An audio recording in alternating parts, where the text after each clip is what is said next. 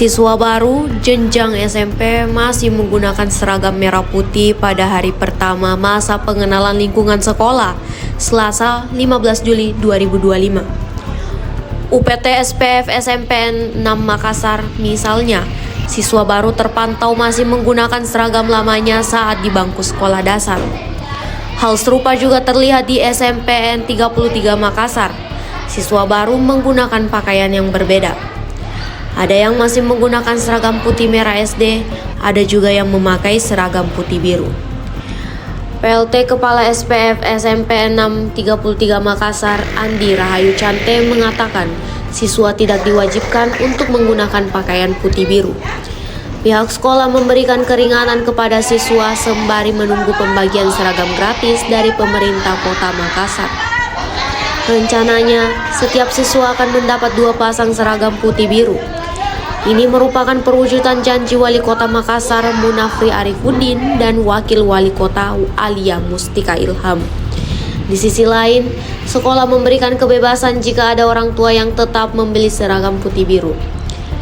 SMP Negeri 33 sendiri menerima 285 siswa tahun ajaran 2024-2025. Meski kuota jalur afirmasi sempat tidak terpenuhi, namun sudah dilakukan pemenuhan kuota. Kata Rahayu Cante, SMP 33 memenuhi kekurangan kuota tersebut dengan menerima siswa yang belum lolos SPMB. Ia mengaku telah berkoordinasi dengan Dinas Pendidikan, apalagi banyak orang tua dan calon siswa yang datang meminta bantuan.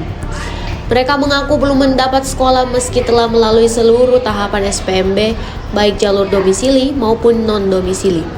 Katanya, tidak ada praktik jual beli bangku dalam pemenuhan kuota ini.